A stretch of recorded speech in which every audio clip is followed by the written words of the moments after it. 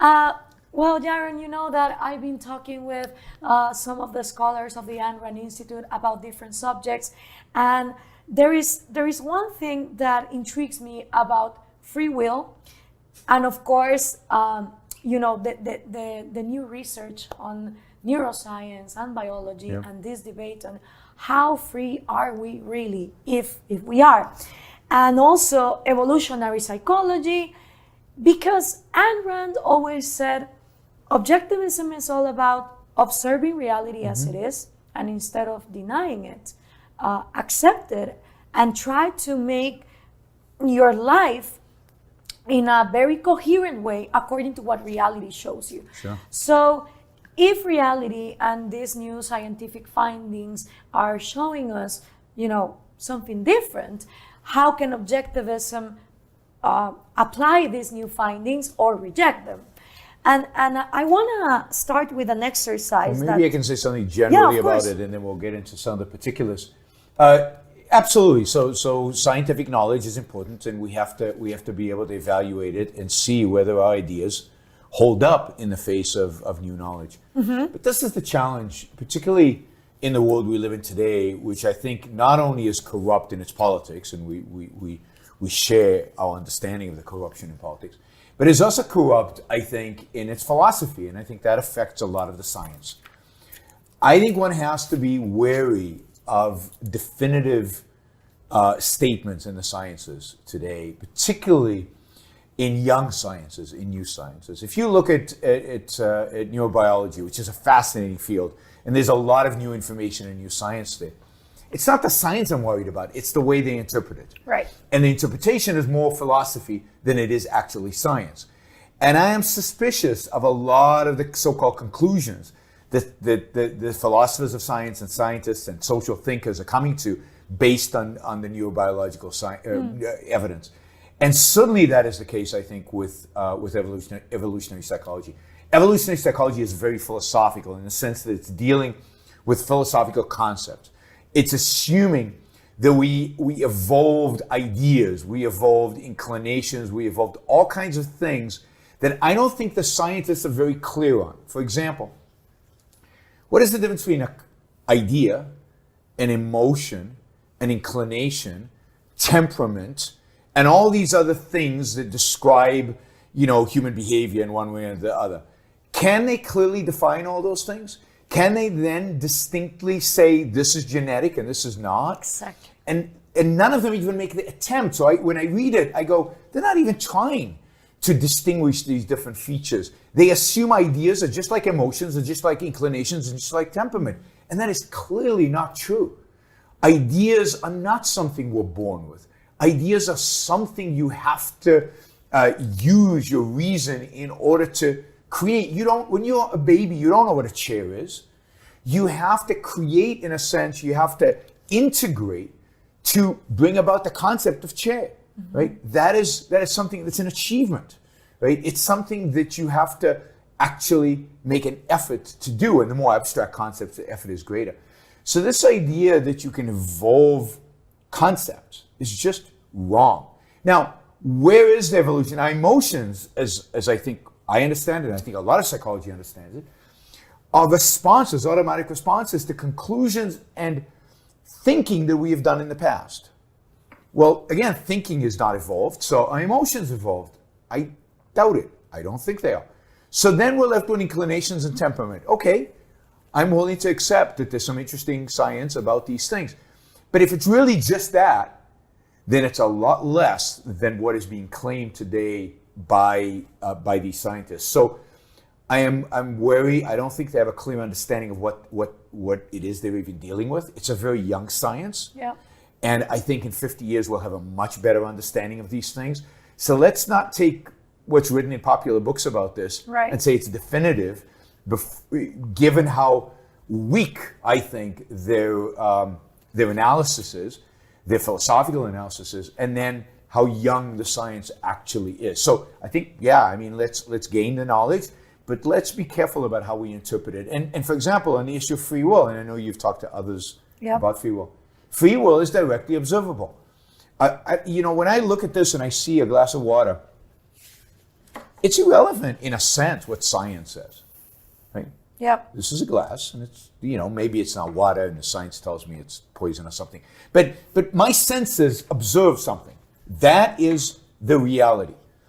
And the science explains it. The science can explain, it's made of molecules, and it has this shape because of the way it was formed. The same with free will. Free will is directly observable. Science cannot disprove that it exists. It can one day maybe explain it, but it cannot disprove it. Well, that is the thing. I mean, that corruption that you talk about in the philosophical world that is also poisoning the way that science is interpreted is something that, for example, I haven't read the other works of Steven Pinker, but I read The Blank Slate. Sure. And he actually points this out. He says, in one spectrum, the left side of philosophy and politics does not want us to talk about biology, genetics, because for them this sounds like these will be justifications of racism, Nazism, sexism, attempting to the rights of minorities.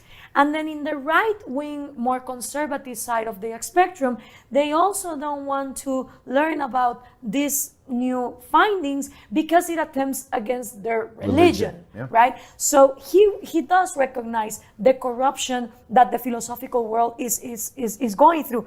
And he also, blames relativists. He said, in the scientific study of politically charged topics such as race, gender, violence, and social organization, appealing to facts or the truth in connection with these topics is just as ruse, the relatives say, because there is no truth in the sense of an objective yardstick independent of cultural and political presuppositions. And he does blame this. Like when I read Pinker, for example, he condemns communism. He does... he makes a very interesting case of why the individual mind should be free. In some senses, you say, okay, the guy gets it. In others, and I know that in other books, he goes like, no, there's no free will. Well, I think in The Blank Slate, he gets to the no free will, and I know,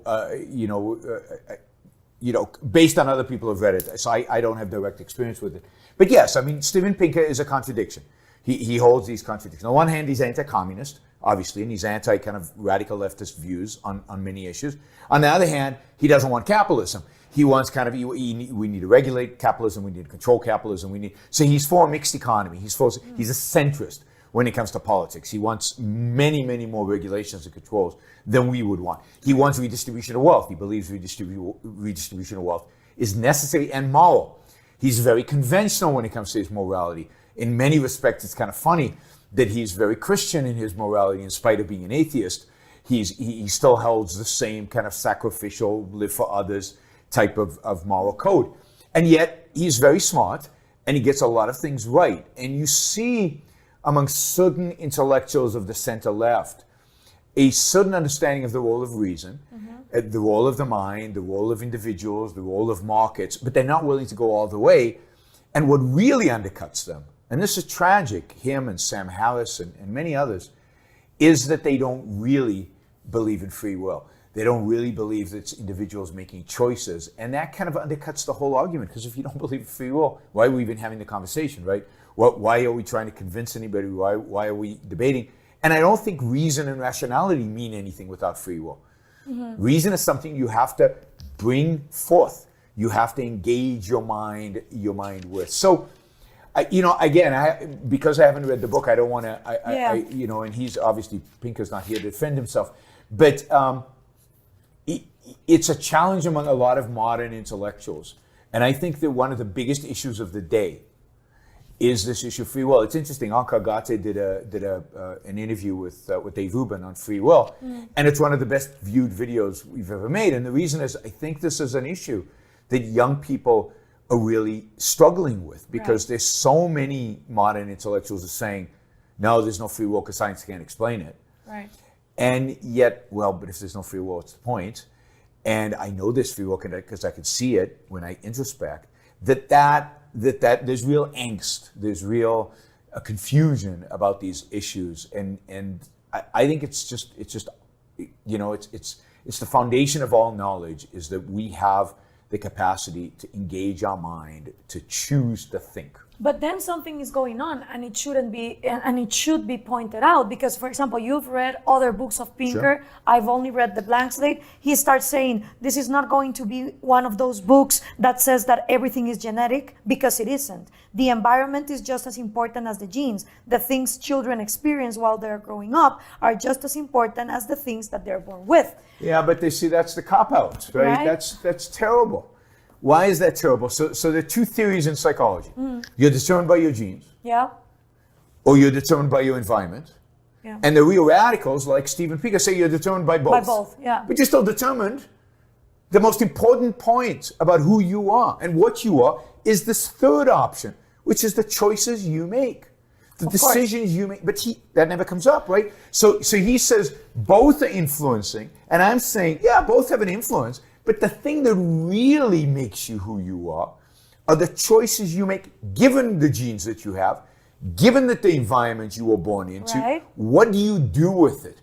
What do you choose to engage your mind, to focus your mind, to think, to make choices, to take responsibility? Or do you choose to drift through life and to let the environment and your genes just dictate what you do, or to let other people dictate what you do? So the most important characteristics in psychology of what you turn out to be is you. Of course. But it's not, of course, because it's not there. No, I know. He makes a case where I think it's a trinity for him.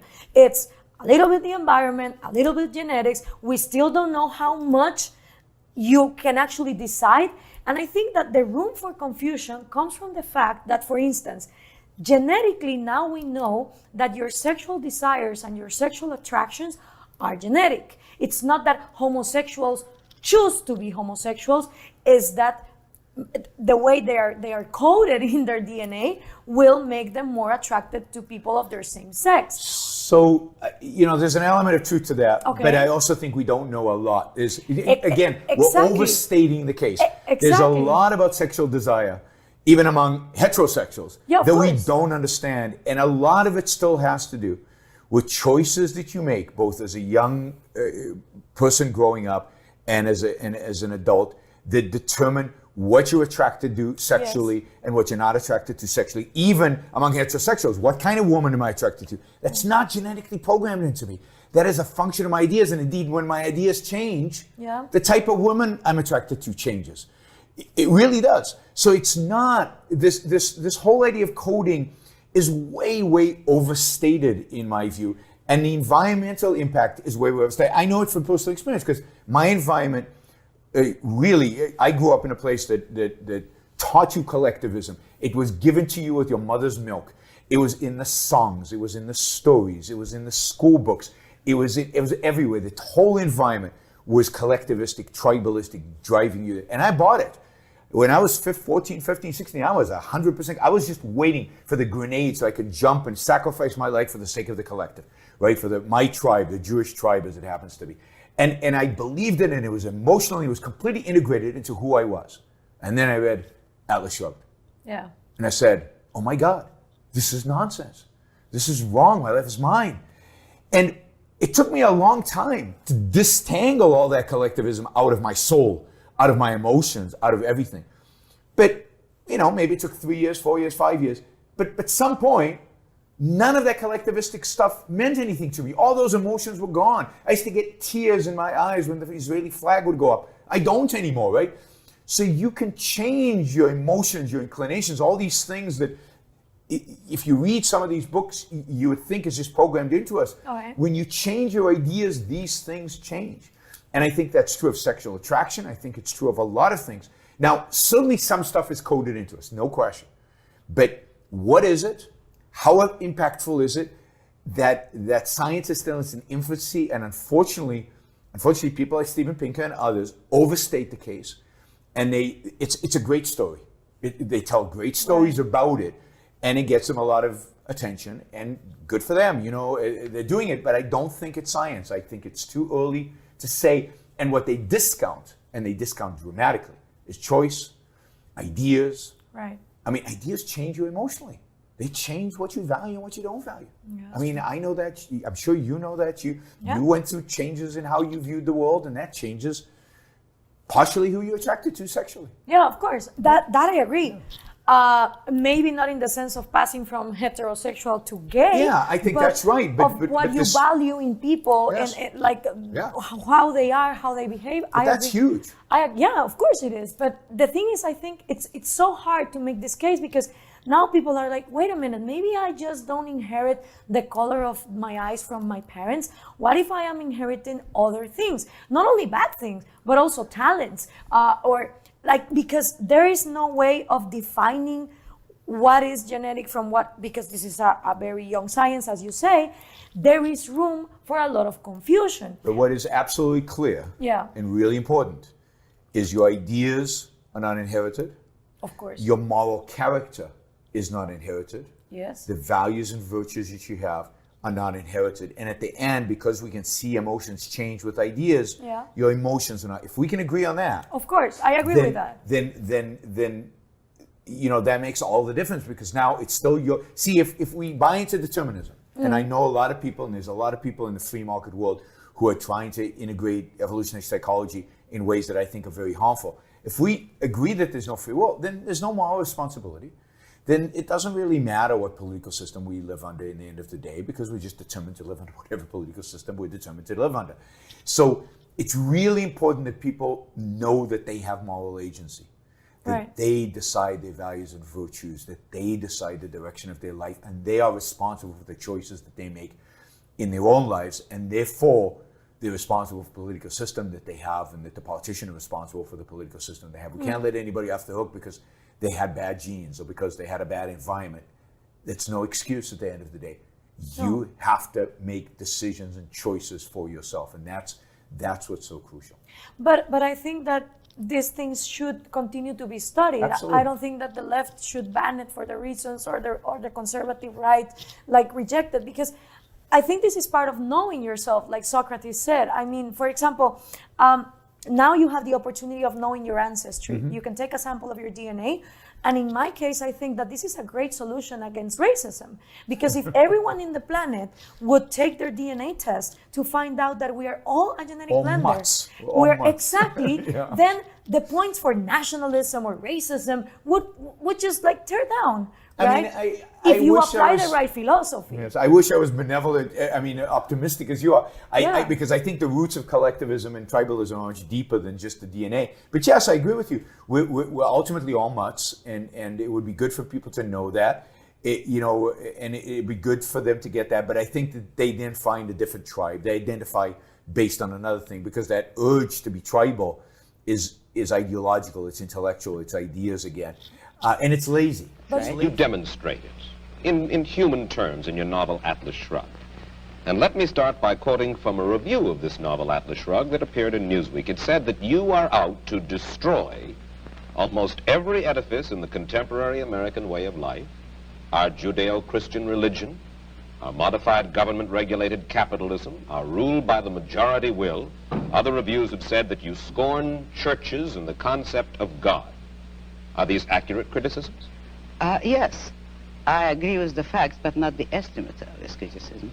Namely, if I am challenging the base of all these institutions, I'm challenging the moral code of altruism, the precept that man's moral duty is to live for others, that man must sacrifice himself to others, which is the present-day morality. What do you mean by sacrifice himself for others? We're getting to the point. One moment. Since I'm challenging the base, I necessarily would challenge the institutions you named, which are a result of that morality.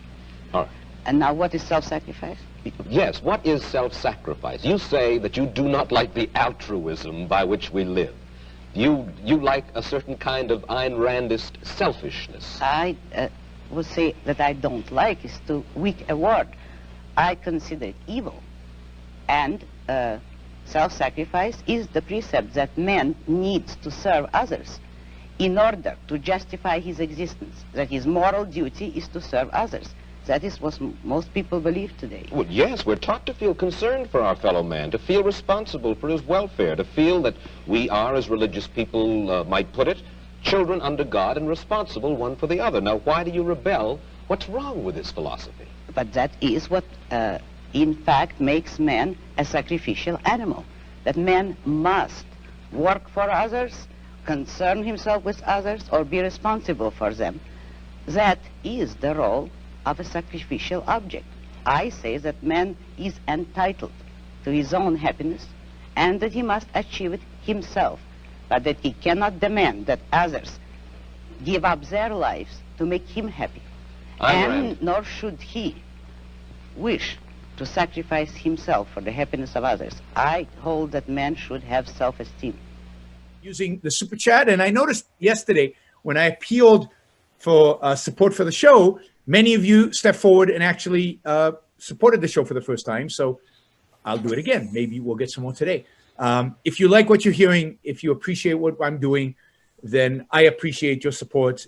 Those of you who don't yet support the show, please take this opportunity. Go to yaronbrookshow.com/support or go to subscribestar.com, Yaron Brook Show, and make a kind of a monthly contribution to keep this going.